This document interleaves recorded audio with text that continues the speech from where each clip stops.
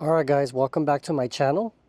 Today it's Wednesday in the afternoon and it's actually very cloudy all of a sudden. I think it's going to rain tomorrow. I do have another story for you guys.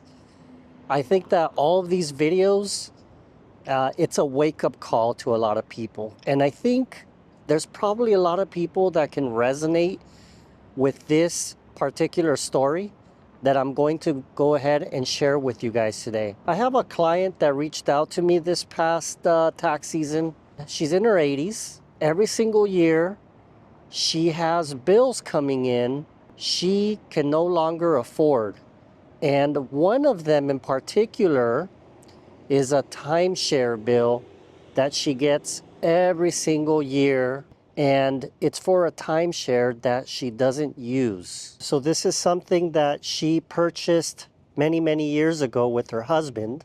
Every single year this bill just keeps going up and up and up and up. So she asked me as to what I would do with that.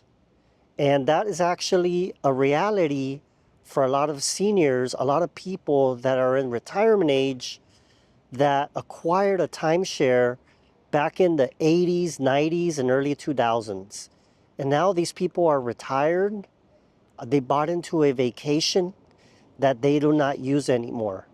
To me, this is financial prison. So let me give you the background of exactly what happened here with this client. So back in the 1990s, actually, you know what? Let's name this client Margaret. So back in the 1990s, she and her husband decided to go on a 90-minute presentation. Some of you are well aware of 90-minute presentations. These things are everywhere. I've been a victim of going into these 90-minute presentations. A lot of places offer you free tickets to certain places, free food, free buffets, free shows. You can get these things in Las Vegas, in Orlando, New York, San Diego, Orange County. They're all over the place, even all over the world, Hawaii. Anyways, so her and her husband walked into one of these and they signed up for a timeshare, $15,000 timeshare in a nice resort. A lot of promises were made. So as the time passed by, they ended up purchasing this timeshare. Some of the years they did end up using it. Their children would accompany them, and I thought that that was actually a very interesting, you know, she had a long story of having some good times with her family. What ended up happening now is her husband passed away. So after her husband passed away, she still kept getting bills from this timeshare company. They did not care.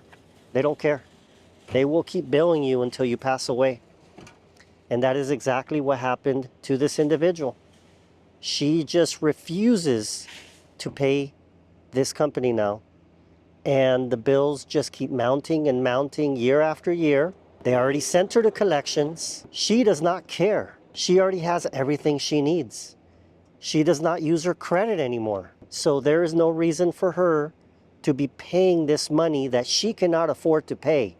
She is on a limited income, Social Security, and very limited monthly income. But yet the timeshare company refuses to stop billing her with penalties and interest month after month, year after year. So when this client, Margaret, when she first bought into the timeshare with her husband many years ago, it was a couple $100s a year. The maintenance fee was affordable. But as the years went by, it was more and more. As of 2025, this is over $1,800 a year that she's paying. It's very unfortunate that it's gotten to this mess. This is actually very difficult to pay with the limited income that she currently holds. And this timeshare, it's almost impossible to get rid of. We looked at her options. There's places online that are selling similar timeshares just like hers for $1. They're basically giving them away at this point. And the problem is that she could have her children inherit it, but not even her children want it because they know that these timeshares are a liability. They know that they're going to have to pay this for the rest of their lives. And many people do not use these timeshares nowadays. A lot of people opt to use Airbnbs or other specials online when they travel. Some people look at a timeshare as if it is an asset to their estate, but in reality, having a timeshare is more like having a liability, and it never goes away. That is the trap that a lot of people fall into. They think that this is something that is actually going to go up in value, or it's going to have some sort of value to their children, which is absolutely false. So again, she tried to give this timeshare away. No one wants it. And the problem is like I said, her children don't want it. There's a lot of companies out there that they will promise you to get out of this timeshare, kind of like an exit, but you have to be very careful because right now there's a lot of scams out there. You could fall into one of these traps if you're not careful. And that's why a lot of people, they can't discern whether or not these companies are legitimate or if they're just going to take your money. That's why you have to be very, very careful if you decide to hire one of these companies. They could siphon money out of you, and at the end, maybe your timeshare, you won't be able to get rid of it, and if you do, you'll get rid of it for pennies on the dollar. And across America, there's thousands of people that are in this same situation. They are stuck in these timeshares that they cannot afford. Every single year, these payments continue to go up. They continue to bleed people dry. People buy into these vacations that they don't use. And these companies, they don't care if you don't go on vacation. They will still keep charging you. It doesn't matter what goes on in your personal life. They will still keep billing you, and they will send you to collection. These companies, they know they have you trapped when you sign the contract. And this is for life. As long as you own this timeshare, you will be responsible for all the maintenance costs, for the property taxes. It doesn't matter what happens in your life. They will still want their payment. Most of these people are on fixed incomes, and they can no longer afford it as the years go by, especially if they don't travel or if a spouse passes away and they become more homebodies. Even more, the companies don't care. These $15,000 to $20,000 timeshare purchases, they pretty much become worthless at this point. So what can you do if you're stuck in one of these situations? Because there's many people out there that have these questions. Well, number one, you want to reach out to the same company that owns your timeshare to see if they will take back your deed. A lot of these companies, they don't advertise this, but it is a possibility for you to do it. You just have to push because they don't want you to do it, but they all have a system where eventually you could give it back to them. Don't expect much money for it. Another thing you can do is you can speak to legal counsel. That is going to cost you some money, but that is another possibility or another route that you can take. A lot of legal professionals might be able to help you out to eventually get rid of your timeshare.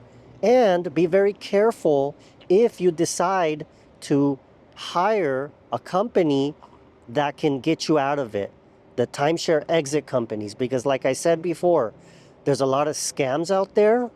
So you just have to be very, very, very careful. And here's another angle for you guys. Most of my clients, when they have timeshares, they use them for personal use, not for business. If you use your timeshare for business, then more than likely, you should be able to take a loss on it if you've been writing it off correctly throughout these past years. But if you're using it for personal use, more than likely, you're going to sell it at a loss. This is a personal loss.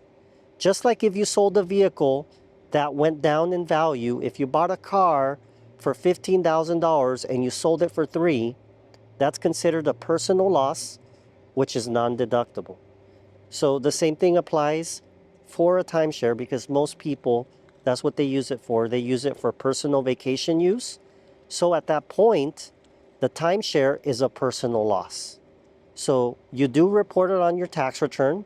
For some of you that are aware, a Schedule D, that's where you would report your timeshare, but you would report the loss as a personal loss, and unfortunately, you won't be able to use it to offset other income. So let me give you a little bit of a backstory here. My family does have a timeshare. I know the trials and tribulations of going through the 90-minute presentations, going through all of these people that are very, very aggressive at selling you this timeshare, at selling you these dreams. If used properly, you can get a good deal if you go through the hoops of knowing what can be done with these timeshares and your family is proactive about it. Then yes, I can see people squeezing the value out of them. But I would say the majority of families and the majority of the average Americans that travel do not need to purchase a timeshare. So be very careful when you're out on vacation and you're at these resorts to get hoodwinked or to actually go into one of these presentations, because these people are very, very aggressive. They get the most aggressive salespeople and put them in these 90-minute presentations. They may start out trying to get you to buy one that's $40,000, $50,000, but at the end of the day, they might haggle you down to get one for $10,000 or $15,000. And you may think, oh wow, this is a great opportunity for a family to travel. I think it was a lot more common in the 90s and 2000s for people to fall into these traps. But right now in 2025, with the amount of financial education and the amount of information out there online, nobody should be falling into these traps anymore. I really think that this whole model should be reevaluated. I don't think that people should fall into these traps. And I think it's very, very scammy what a lot of these people do, because most people do not have the discipline or financial education to know what they're getting into. And a lot of these contracts, in my opinion, I think that they have a lot of things going against the buyer. That's why if I was a traveler right now, I would definitely rather save my money and put it elsewhere, not in a timeshare. These things will continue to ravage people's expenses on a monthly basis.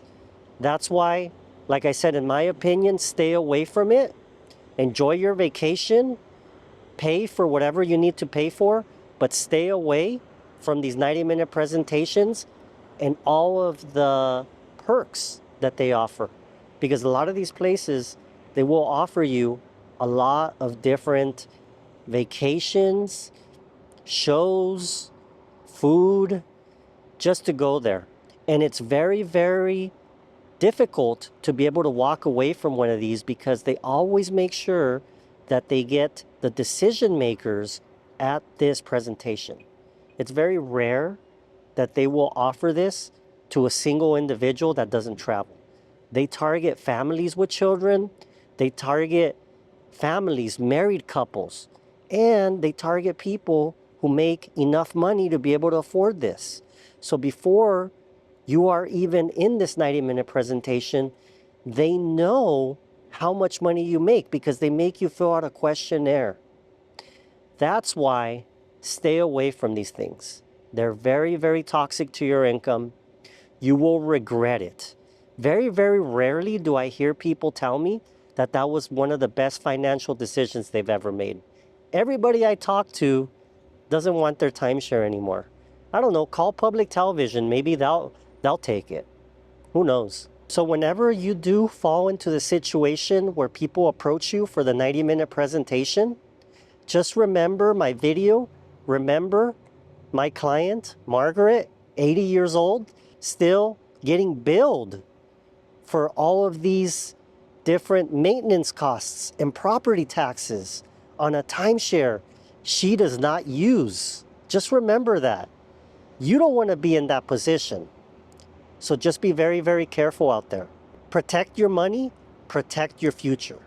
That's what I would do. And that's the reason why I decided to do this video today, because I thought it was very important to share this story with you. And I know that this will resonate with a lot of people, because I know many people around me that have been stuck in these presentations and that have purchased timeshares. And you know, the sad part is a lot of people don't disclose to their family members that they are stuck in these. I would like to hear your stories. I know there's a lot of people out there that have some good stories on timeshares. Please comment down below. Let me know if you've been a victim of this, or if you know someone who has. Let me know your horror stories. I would like to hear them. I'm always trying to read all the comments on my videos, because I think it's just very interesting to be able to see what other people are going through. I know I'm not alone, and I know that this is something that just needs to stop. And the more education we put out there about these things, the better people will be informed, so that they don't end up like Margaret. All right, I'm going to continue on with my day. I hope it doesn't rain tomorrow, but if it does, we're just going to have to go with it. So continue to watch all my videos and subscribe to my channel. It doesn't cost anything. I will continue to provide you guys good videos and good education. I think that I've been helping a lot of people lately. And to me, I think that's the most important thing about doing these videos. So we'll see you guys in the next one. Take care.